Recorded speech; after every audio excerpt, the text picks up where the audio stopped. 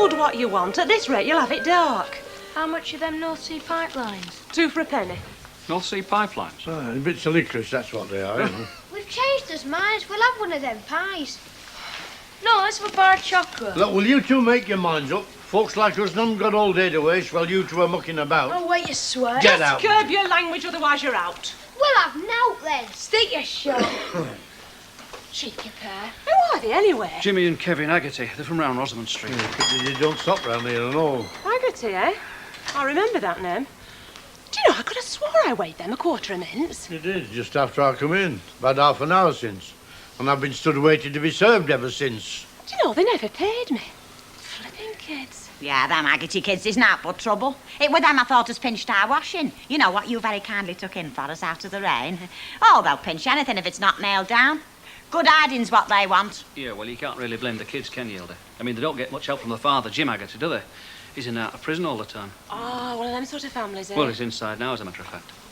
Inside, is he, Big Jim? Oh, now that's interesting. Very interesting. Look, am I going to get served or not? This is not a flaming shop, it's a flaming gasworks. Come on, love, buck up. Although a good cry never did anybody any harm. God knows I've had a few myself. But you've got to try and pull yourself together. That's it. Have a good blow. And remember, no matter what you feel like now, it is not the end of the world. I really thought he was all right, Elsie. I really thought he was nice. I know you did. I know you warned me, but I really thought he was nice. Oh, now, don't worry. I'm not going to say I told you so. I've been wrong about too many fellas myself, God knows. And I've been told, and I took no notice. We all do it, you know. And one thing's for certain, you're going to do it again. Oh, not if I can help it. This is all I need. Well, one thing you've got to remember. Try and keep calm. You see, if Mrs. Thornley is divorcing him, and he's going to fight it, it's bound to be a bit nasty. It's the publicity, Elsie. That's what I can't take. Come on, you're not Elizabeth Taylor. You're not going to be front page news, you know. A couple of lines at most. Yeah, but everybody sees it, don't they? And they talk about it. I know I've done it myself. Oh, Elsie, what's me mum going to say? No, it's not come to that yet. It's going to be months before it comes to court. And if it does, we'll cope. Come on now. Hey, remember, it's our half day. Do you want to go anywhere? No. No. Come. I'll go.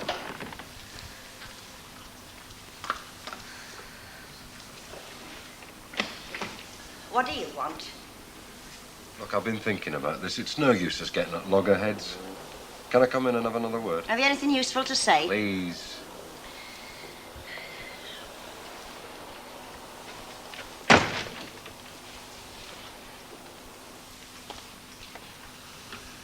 I'm sorry I walked out like that.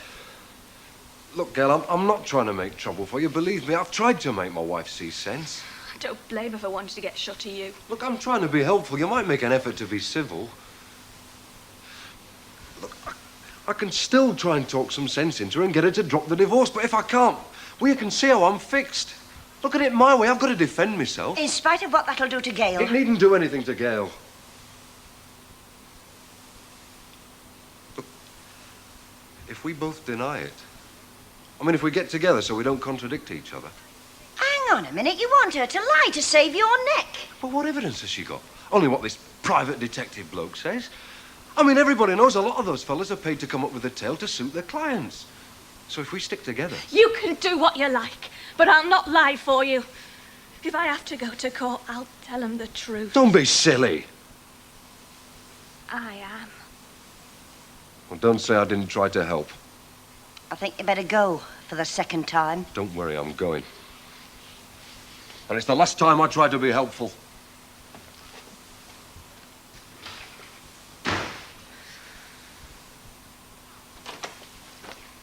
Oh, you're not still stood there staring at it, are you?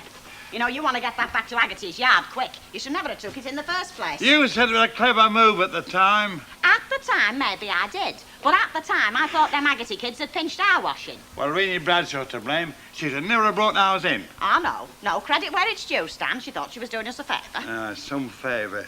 Look, while you stood there moaning about it, you're only getting in more bother, you know. That washing is stolen goods, strictly speaking. Look, Hilda, don't you think you could take it back? Oh, no, Stanley. I'm not doing your dirty work. Miss Clean washing. You know what I mean? Struggling through the streets with an armful of stolen goods. Oh, and where would you be? Hiding behind a pine pot at Rovers? It looks better for a woman carrying washing, though. Oh, yeah. Well, sex liberation's changed all that. We're not beasts of burden now, you know. You took it, you get it back. But supposing Haggerty sees me, have you seen the size of him? He'll murder me. Is that all you're bothered about? Old man Haggerty catching you? If he weren't there, I'd be back in a flash. In that case, Chuck, your worries are over. Eh? Well, he can't hurt you. He's in the nick again. Straight up. Definite. Alf Roberts just told me. So you've nothing to worry about. Right, get the kettle on, we'll have a cup of tea and I'll take it back. Mind you, I wasn't really scared of Haggerty. It was just, me back, you know.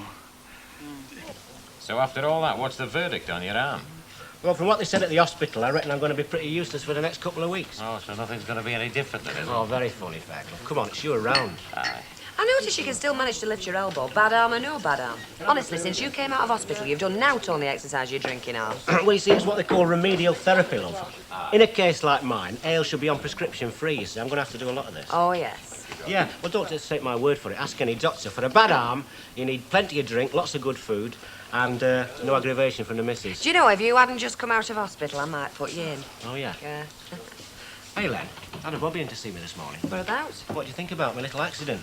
Yeah, what do you tell him? I told him that. I said the first thing I knew was when I come round in hospital, which is true enough as far as it goes. Good lad. What do you mean, good lad? You know damn well it were no accident. Yeah, I know it, but I can't prove it. Anyway, the bloke that rigged it had a little accident himself, didn't he? Well, let's say if he does it again, the same thing will happen again. Trouble with you two, you've seen too many John Wayne films. Hello, love. Hello, darling. Can I have a quiet word? Do you want a drink? Quiet word's more important. Oh, right. Excuse me. Not her, Gail. Oh, dear. Oh, do you mind? What? Well, all that touching and breathing, it's putting me off my game. Well, I can see some it is. Come on, Mr. T, I'm waiting for you to play. One false move and wham. Hold your sweat, you. You want to play your double three. Will you shut up, woman, telling him what I've got? Oh, very shrewd, Dom, that. Very crafty. You see? However, I'm sorry to have to tell you that your shoes let in water because you can't go now, can you? You hang on a minute. Listen, if you've got a domino you can play, I'll plait sawdust. I told you to play your double three. Oh, shut up, woman. What would Montgomery have done to tell Alamein if you'd been there nattering in his ear hole? He'd have played his double three. Do you know, Bert, I think that you should keep this frock of mine. Definitely does something for you. Thorley's going to lie himself blue in the face and he wants Gail to do the same thing. But he can't do that. She's got evidence against him, hasn't she? I know, she's got him over a barrel, but he won't admit it. If she takes this case to court and he fights it, Gail's going to be dragged right through the mud. Well, you needn't mean that. If Mrs. Thorley brings up the case to court and he fights it, it will. Supposing Mrs. Thornley changes her mind. Well, why should she?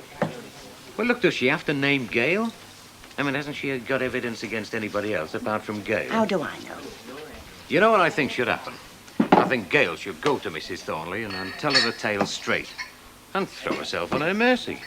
You've got something there. I never thought of that. I can't walk down the streets like this. Well, that's how you brought it from Haggerty's yard, isn't Ah, it? that was ours. I thought I was entitled to. Oh, here. What are you doing? Here, put your old coat round it. There, now, have you got it? Oh! Ooh, I felt a twinge. Off you go, Stanley. Oh, no, no, Go on. Steady. Ooh. When you get home, I'll give you back a rub for you.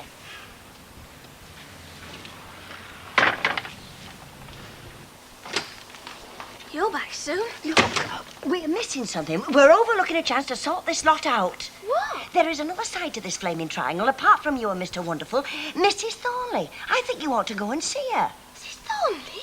I couldn't. She is naming you in a divorce. Now, I know that's unfair. You know that's unfair. But she doesn't. I think you ought to go and tell her that. Elsie, I couldn't face her. Look, until a week ago, you didn't even know there was a Mrs. Thornley. At least that's what you told me. Oh, it's true, honest. Well, I think you ought to go and tell her that. She'd never believe me. Oh, look, give her a chance. She must be human. She must know what her husband's like. She's bound to hate me. It doesn't necessarily follow. Listen, you go to her. You tell her you knew naught about her. She might not even name you in the divorce. No. Come on, it's worth a chance. What have you got to No, lose? Elsie, I know what you're saying, but I can't. I feel that ashamed. I can't go anywhere near her. Is them your last words? I'm sorry. I know you think I'm being stupid, but I can't. I can't. Well, if you can't, you can't. But I can. And I flaming well will.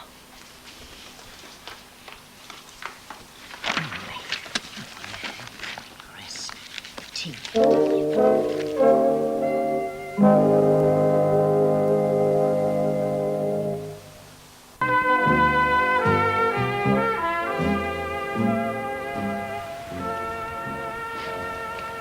Oi! Aye, Stanley. Hey, keep always shouting, will you? Maybe jump. What's all this then? Nothing. Doesn't look like nothing to me. Looks like a bundle of something wrapped up in an old coat. Oh, I told you, it's nothing. Is that what you call nothing, Stanley? That's what I call a raggedy old vest. Oh, well, it's washing, isn't it? I've never seen that hanging on your backyard line. Oh, well, I mean, Hilda wouldn't hang that on the line, you know. Now, Stanley, come on, you can trust me. You've been at it, haven't you? What are you on about? I've seen it before. It's your time of life, you see. We had a fella in Walton just the same. Washing line Walter, they used to call him. He couldn't pass a washing line without nicking a load of knickers. Oh, all right, yes, it's washing. It's not mine, but I'm not pinching it. I'm taking it back. Oh, quite right, too. You will have to master your impulses, Stanley. That's what the trick cyclist told washing line Walter. See ya.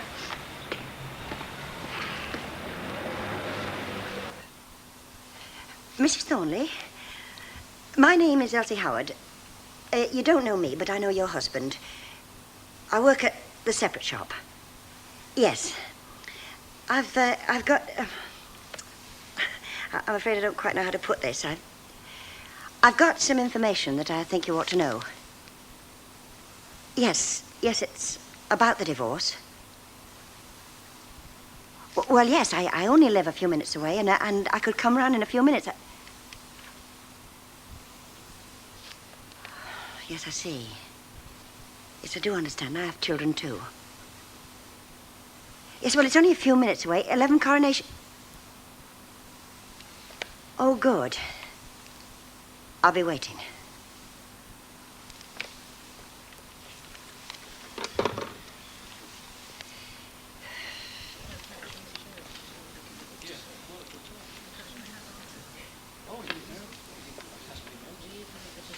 Poor girl. You can't help feeling sorry for her. Oh, I can. She knew what she was getting into. How do you make that out? Well, this bloke Thornley is twice her age, and he... Of course she knew he was married. She didn't, because she asked him and he told her he was single. Well, she's bound to tell you that, isn't she? Look, she wanted a good time. This bloke was willing to spend a few quid on her, wine her and dine her and all that, and now she's paying for it. Yeah, still, I know how she's feeling, though. I mean, I wouldn't like a label like that hung round my neck. Correspondent. That's a stupid word, isn't it? Sounds as if all they did was write letters to each other. Anyway, there's only the three of us, and Elsie Tanner knows about this. So keep it quiet, eh? Yeah, but I mean, it's bound to get out, isn't it, Len? I mean, especially in a place like this. Yeah, I suppose it's bound to get out, but not from us three, eh? All right. You can't go, can you? Just a minute, I'm studying my hand. You can't go, can you? Well, at the minute, no. Right, well, you've got to knock. When you're playing dominoes and you can't go, you've got to knock. No need to tell me the rules. I've been playing this game all my life. Very well, then. Let's see you knocking. Oh, I just can't concentrate with all this argy-bargy. I'm waiting. According to my instructor, using your clutch and accelerator is just a question of rhythm, which, of course, he says I do have. But then Jack and I were very well known for our skill on the dance floor. Well, I can't tell a waltz from a tango, Mrs. Walker, but I used to drive a tank when we were at Army. Driving a tank is a very different thing from driving a car on the road, Fred. After all, a tank is an offensive weapon. It seems to me that a lot of folk don't know the difference, Annie. A point well taken, Alf. The roads are full of people with no consideration for others. And I tell you another thing I've noticed these days. The number of reckless and utterly selfish pedestrians is staggering. Quite staggering. You know, them cheeky kids, they must think I'm daft. A light bottle, please. Hello, Kenneth. Hello, Hilda. Not bought Stanley with you then? No, he's got a bit of a job on. A light bottle. No, I'm not kidding. Them Haggerty lads really do take the biscuit.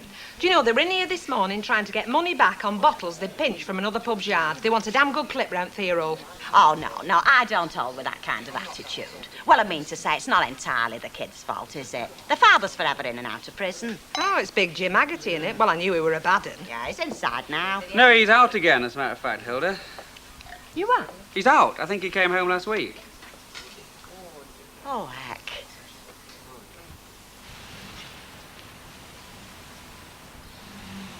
Hey, what are you doing that washing? Hey, pinching it! I'm not, I'm hanging it up. Get off it, Oggy. I'll bring me Dad. I'll clear off a pair of you. Dad! Clear off and I'll lay one on you. I know your dad's not at home. And if he was, I'm not scared of him, see? Well, hello, Jim. Am I the first to say welcome home? Still don't see why she wanted to come round here. It's not that she wants to come round here exactly. She just doesn't want me to go round there, that's all. Why? Well, she wants to keep them kids away from the divorce altogether. Oh, now, don't start scriking. You didn't know about them kids, did you? No, Mrs. Thornley, if it comes to that. That'll be her now. Now, come on. Get upstairs and stay out of the way. Oh, Elsie, are you sure this is I'm not sure about anything, but I don't see what harm it can do. Now, scoot, go on. Oh, my God.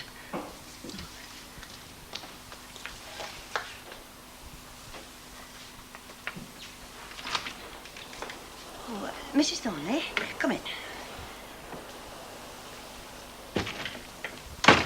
I'm Elsie Howard. You didn't have any trouble finding it then? No, no trouble. Oh, would you come through?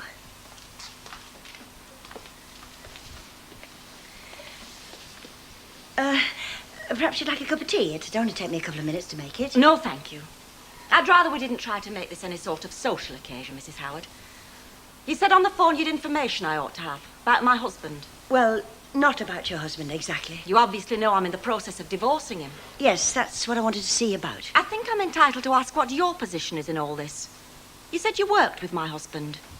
You a friend of his? No, I'm not. I'm a friend of Gail Potter's. Oh, I see. No, I don't think you do. Not exactly yet. You see, you probably know that I work with Gail in the shop. But what you don't know, probably, is that she lives here, too. You see, I'm a friend, and, Well, I did know she lived here. It's all in the report. Report? I employed someone to watch my husband. He brought a girl back to this house several times. That's how we discovered who she was. It's all down in black and white, very detailed and very revealing. Probably not revealing enough. Look, I'm trying to explain Gail's position in all this. You probably thought that Gail took your husband away from you. Well, that is not true. She was out with my husband several times. He took her to restaurants and nightclubs. She's not denying that. And she won't deny, I hope, that with my husband she returned to Sylvia's separates at midnight and was there with him till after 2 a.m. It's all in the report and it's all rather sordid. Look, I'm trying to explain how all this happened. Look, she didn't even know that your husband was your husband. She thought he was single. I shouldn't think for 1 minute she bothered to ask him. She doesn't sound like a girl who's too particular, according to the report. That is not being very fair to her. I don't know if you know how old she is, but she is exactly 19 years of age. She's started breaking homes up young then, hasn't she? Oh, Chuck, do you know what I've just heard in the Rovers? That Jim Haggerty's out again. I know. Who told you? He did. What exactly do you want from me, Mrs. Howard? I'm just trying to explain to you that Gail is not to blame. Legally, technically, yes. But if the truth be told, she's just as much a victim in this affair as you are. I can't agree. Look, your husband made all the running with Gail. She never even knew about you, I promise you that. He made a fool of her, he led her up the garden path, and now, to top it all, she's being branded as a homewrecker. You're not trying to make me feel sorry for her. No, I'm just asking you to put yourself in her position. She is 19 years of age. Imagine being put in that position at her age.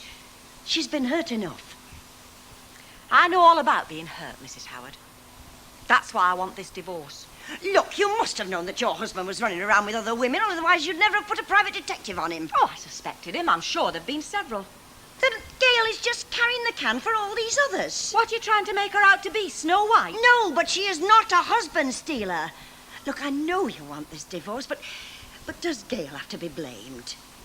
Look, you're a mother. I don't know whether you've got a daughter or not. But if you have, you must see how easy it is for her to be put in a position like this. What do you want me to do? Does Gail have to be named? She's my evidence. My husband's fighting this divorce. He'll swear black's white, and I need that evidence. She is being made a scapegoat. No, I'm sorry. I've only your word that all this is how you say it is. This girl you're at so much pains to defend, for all I know, she's just a little trollop with a liking for married men. Look, that is not true. It's Believe not me. true. I'm not a trollop. I never knew about you. So you're the one. I never knew he was married. I'd have never gone out with him if I did. There's your hard-faced little trollop. I'm sorry, but I'm not impressed by all this.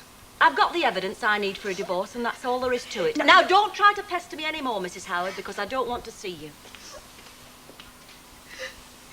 I expect I'll see you in court. Oh, come here. It's all right. It's all right. Shush, shush. It's all right. Shush, shush. There's a good girl. Shush, shush.